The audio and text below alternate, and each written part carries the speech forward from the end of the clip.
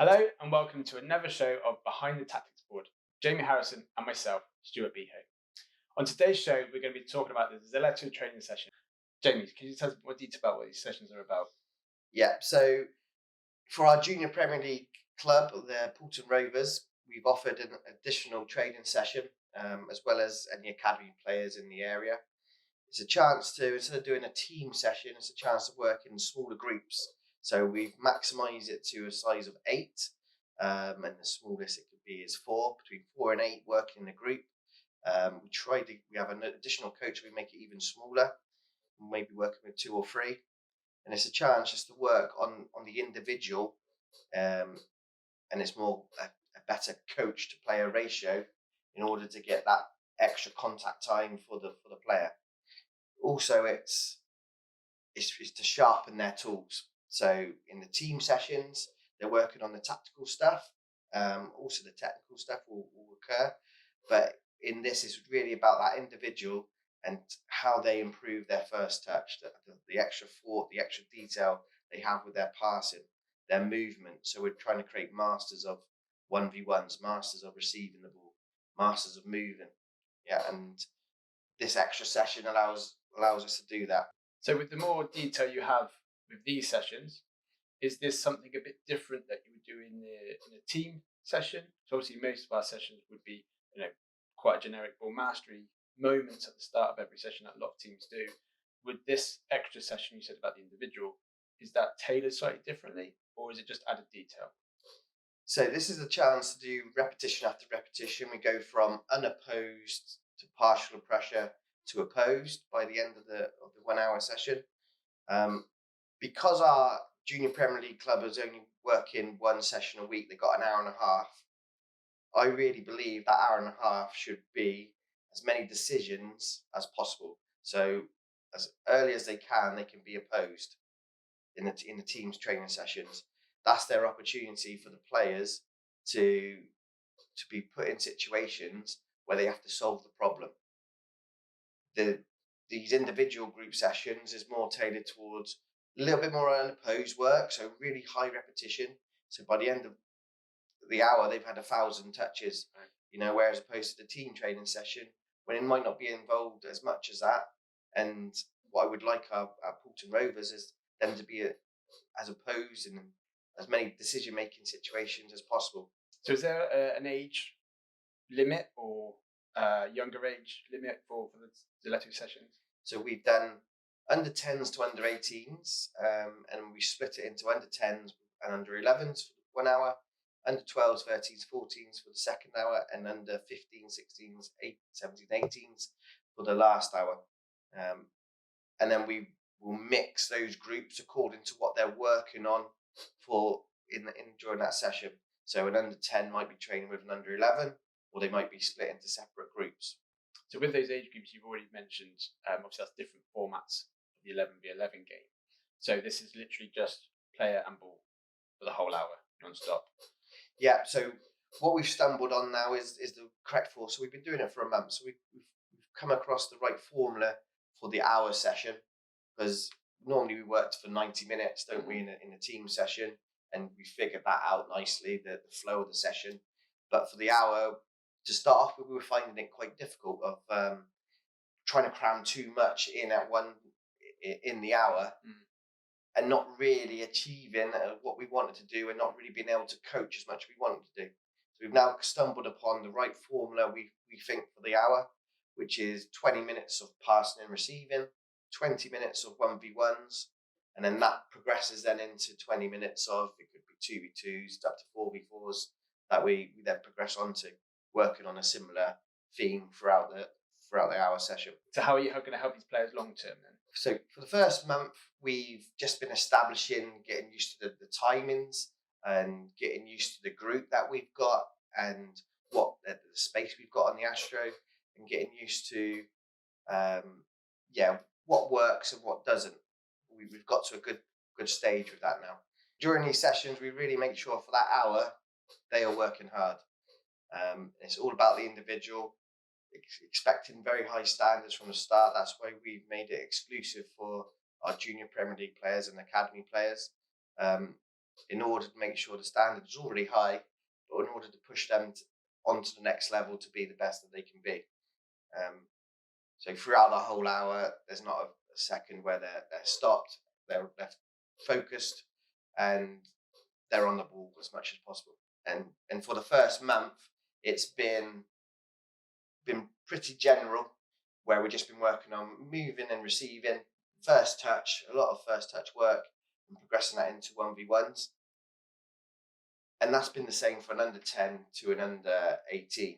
We have had elements where we've put them in their positions that we know they perform best in, and working on a little bit of their game that we know they could improve on, or a strength we want to make stronger.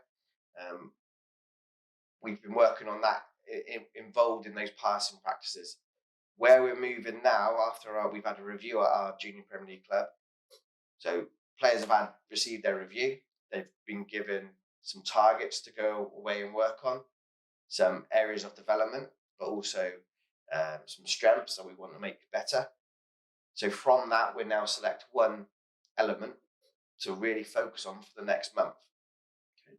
So now we're really going to start tailoring these sessions to be for the individual. So the under 10 session will look different from the under 18s, and we could have two groups working side by side, under 10s and under 11s working side by side, and the session will be different because of the individuals that are involved in that session. So a lot of thought goes into little Johnny's turning up today. What does he need to work on? Right, and I'm going to tailor my design and my practice in order to get work on that one specific thing, in order for that individual to get better. So we're hoping if the individuals can get better during these sessions, then take that back into the team session, their standard will drive the rest of the centre forward as well. Brilliant. So question about the coaching style then. So have you found that you change your style or tools, or how do you coach more individual specific session than a team session? Yeah, so that's another thing that we've been trying to figure out as well.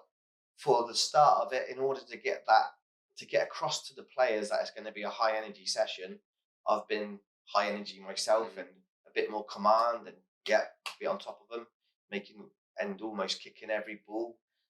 Be there, come on, move, pass, first touch.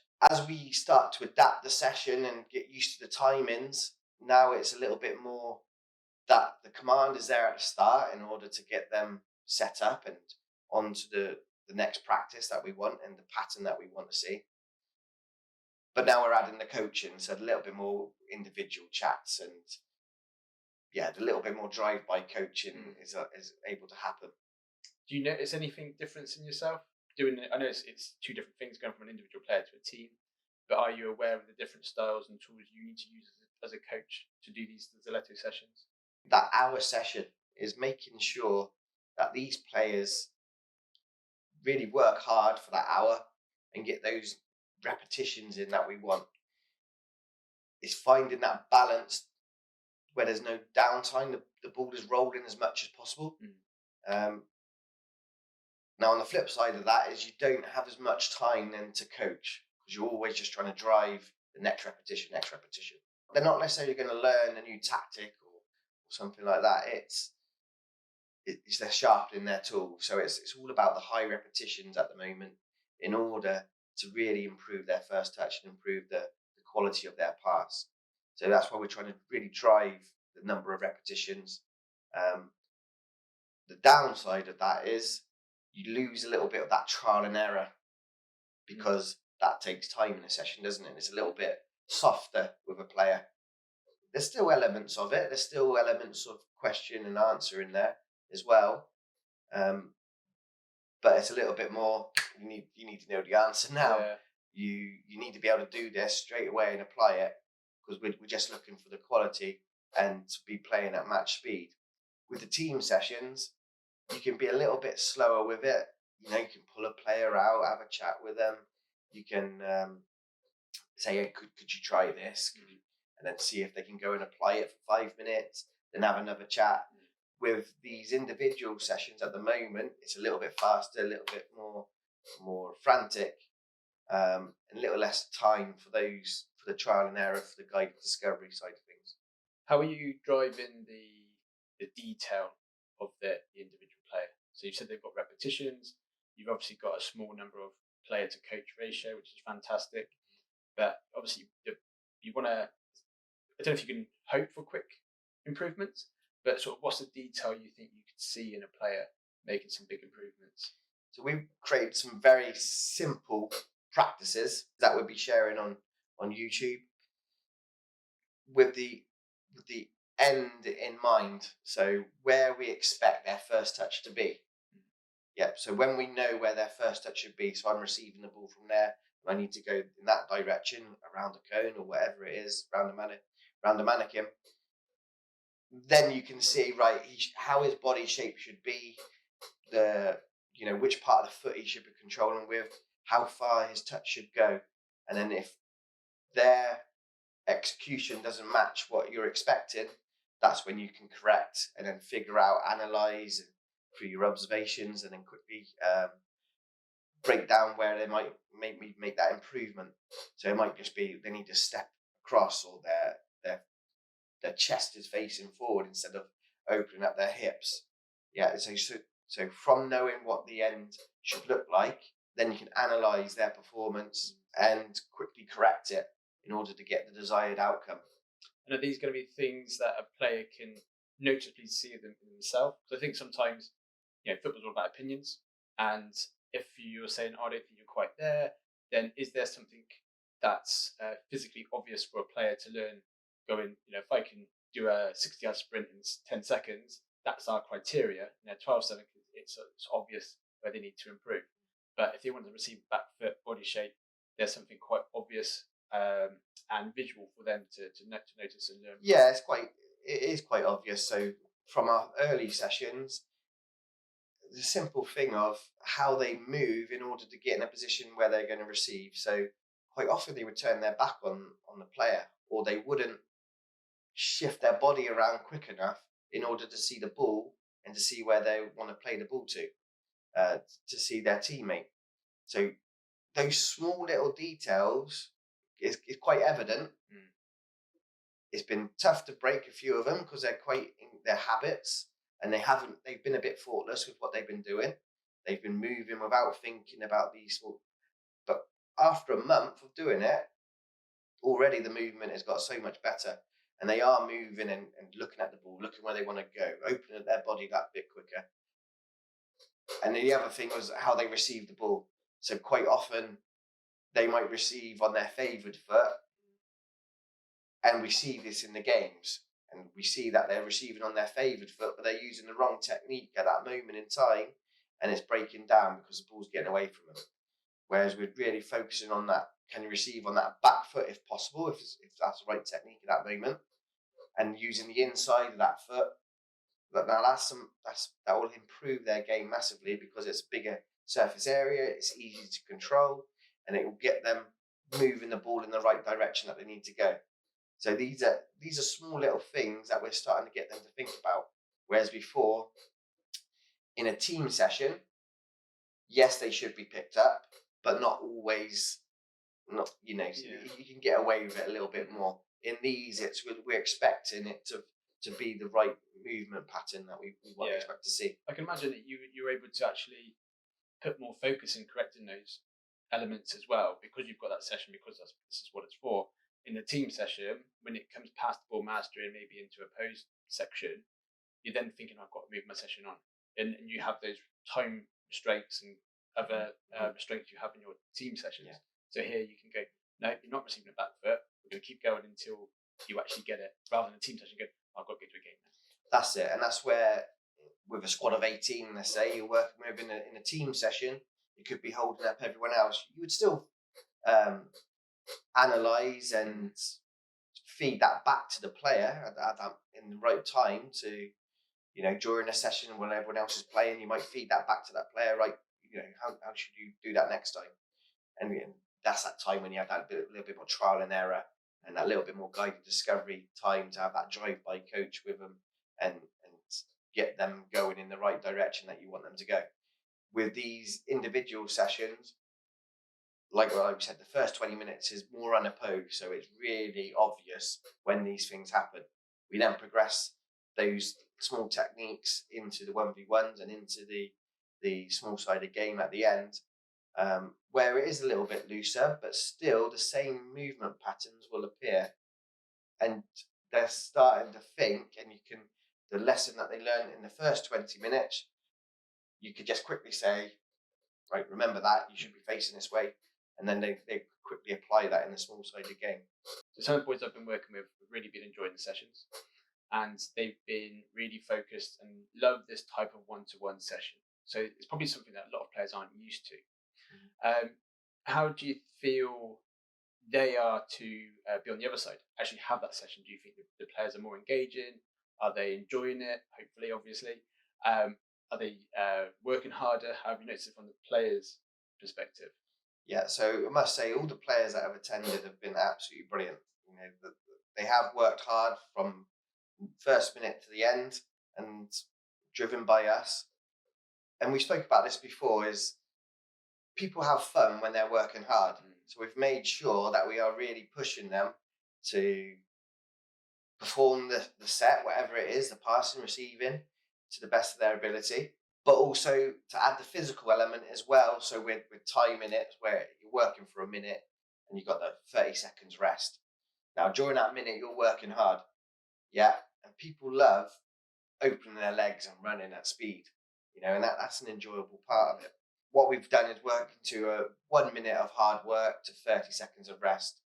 Depending on the exercise, it might even be shorter. It might be 30 seconds of hard work, and then we swap them around and give them a rest. That gets that in high intensity.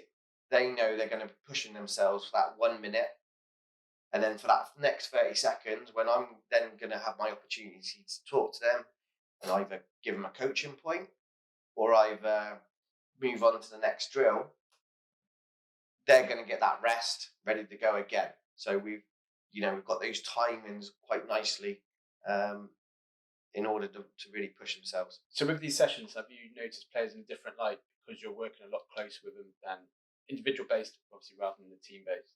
Yeah, it's been a real eye opener with players that we've seen in the team setting and on match days who are really impacting the game. They're impacting the game at a very high level, but their technique does not match their performance on a Saturday. So one player in particular who's a real high performer on a Saturday in a match, his technique and how he moves his body is actually not at the level where it should be. So imagine how well he's doing already and how well he's performing in a match. Now, if we can add and improve his technique that much more, what a player he's going to be. What we then hope to find is his dribbles of 5 times out of 10 he's been successful on a Saturday. Hopefully that will go up to 7, up to 8 times out of 10. When he's in tight situations, how he handles the ball to protect it away from that defender, we're hoping instead of 5 times out of 10 he's giving it away and being dispossessed, now he's turning that into 8 times out of 10 he's turning the defender and maintaining possession for his team. What a player he's going to be. Yeah, so we're hoping. It's been a real eye-opener to see that the technique is not quite up to the standard where it should be, at the level that it should be. And then now I'm interested to see how that then transfers back into the game, because now he's thinking a little bit more about his first touch. He's improved, like we said, sharpened his tools, his technical tools in terms of where he takes his touch, how he passes the ball, how he moves for that ball. Does that then transfer back into the team setting? Early signs, it has. Oh, brilliant. I think also with doing the individual training, you said obviously it's not necessarily tactical based, but when the player realizes where they should be standing and how they should be standing, that will then change their own opinion of actually how the game's going to be looking, isn't it? So it will be impacting the tactical play. Would you agree with that? Definitely. So, we didn't talk about, there is always an element of the tactical stuff as well. So the passing practices that we put on, or the 1v1s we put on, that is based on real game situations and real patterns of play. And I will try and position players, not always, but I will try and position players. If you're a right back, you're going to be performing right back actions. where you're going to receive the ball on the pitch, where your first touch should be, where the pressure is likely to come from, the type of passes you'll be making. The wingers, quite often you're going to have receive with your back to goal. You're going to have a tight defender. Can we recreate that situation? Really magnify those 1v1 situations and how you're going to receive and the timings and the movement of all that sort of stuff. So there is that tactical element and that game-related element to it as well. So with the reviews from the club, what's going to be the next stage for the players?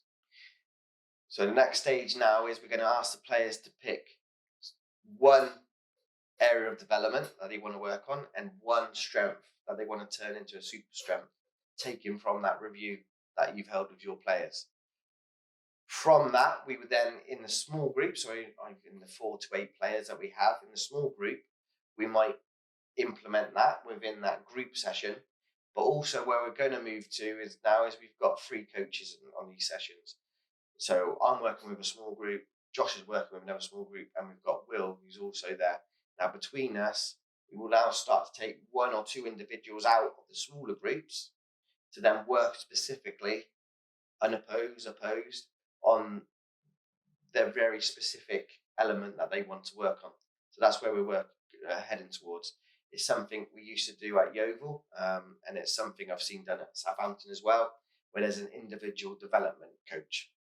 So while the team sessions are going on, around their IDAP, individual development action plan, one player will come out and work with the individual development coach in order to improve that small element. So there's what happens sometimes with these reviews is we have a great review, we have a great chat, and you learn a lot from them, don't you? But then what is the action you take after that? Hopefully the coach in the team setting will be more mindful of that player.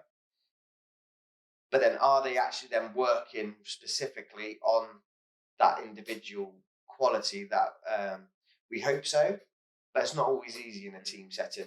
This is where these extra sessions will come in, and we're trying to do that within a small group, but also we'll pull 1 or 2 kids out and really focus on, for the 10, 20 minutes, really that focus on improving that one element. So over time, we hope in 2 months, 3 months time, really see a difference on the review night that they had to what they are doing now. So what's the main thing you think you've picked up from this first month of the sessions? So for myself, it's trying to cram too much into the session. So trying to do 10 different progressions in one drill. So doing more, you actually get less from the session because you're just teaching the organisation all the time. So what we've now done is less progressions, more time to more sets of that same drill that we're doing, and then you have that more opportunity to actually slow down yourself. Like we said, I've been quite high energy to drive it, but that, by doing more repetitions of the same practice, actually gives you more chance to then implement the coaching and put over coaching points either to the whole group or to individuals in a better way. So therefore, we're actually now doing less, but we're achieving so much more. I think we've got the balance right, whereas before I think we were rushing from this to this to this, and the players didn't have that time to catch up. So what I've observed as well is whenever we show a new organisation, let's say it's a simple passing drill, pass from there to there to there to there, the players will take a bit of time to get used to it. So they're actually just getting used to the organisation and where they need to move after, and I receive from there and I pass it there, do I, right? So their actual execution and performance isn't that good to start off with. Now, if we were to spot that straight away after the first 10 seconds of them trying it with them, that's unfair on them because they're just getting in their minds, right, I can do that. So what I've been doing with them is giving them the first 30 seconds of little Johnny, first 30 seconds, right, your first set is just getting used to the organisation. I'm not going to bother about any coaching points now, or any feedback on how they're doing. It's just getting used to the organisation. Then we repeat it now I'm expecting you, right? I can see that you've got the organisation, right? You know where you're meant to move and you understand the practice. Right, now I'm expecting you to be executing it properly. And then that's where then the feedback comes in, or the extra coaching points and corrections will come in. I've really noticed that is that getting used to the organisation, and that can be transferred into the team session as well. Quite often when you see a practice breaking down, coaches are too quick to get in there and wait. Yeah. But when you actually watch it back, you actually see them thinking, all right, I don't quite get this yet. Once they do get it, in a team setting, it could take 5 minutes for them to understand a more complex practice. So it's just allowing that little bit of breathing space for them to get used to the organisation before then you add the coaching, or maybe be critical, or providing your observations to the players of what they should be doing. You've got to give them that little space of being allowed to fail, so then they can work it out themselves as well, haven't you?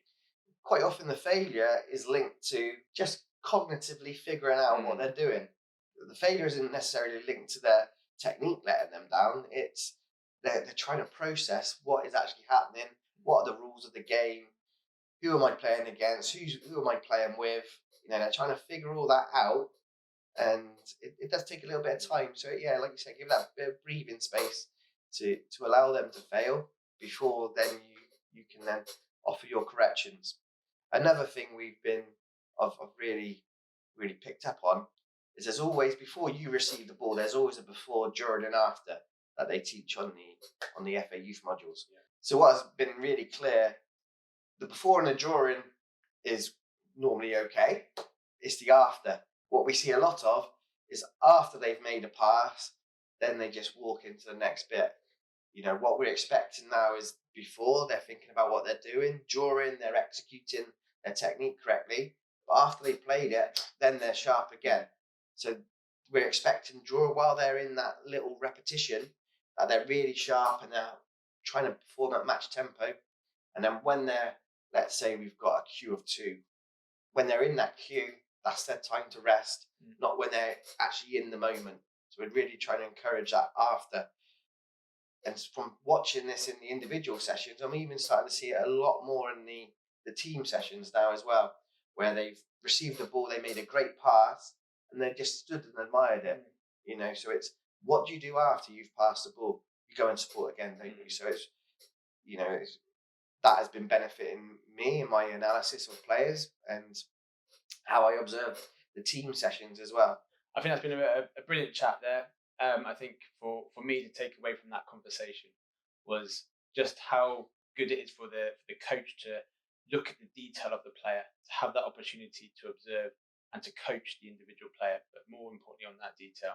And on the other side of the coin would be for the player to have that opportunity to be coached, to have that detail, not just to do a move with the ball, but to know the whys, the hows, and to make sure it's at a very good standard. So I hope you enjoyed the show. Thanks so much for watching. Subscribe, and we'll see you next time. Thank you.